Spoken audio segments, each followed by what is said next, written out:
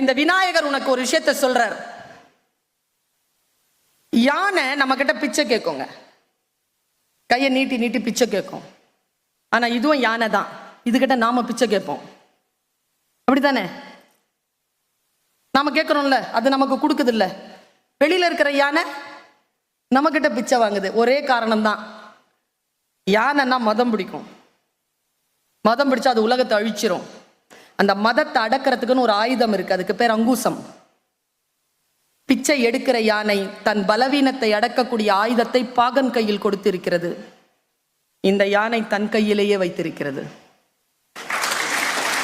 எந்த ஒரு மனிதனும் தன் பலவீனத்தை அடக்கக்கூடிய ஆயுதத்தை அடுத்தவர்கள் கையில் கொடுத்திருப்பானோ அவன் பிச்சை எடுப்பான்.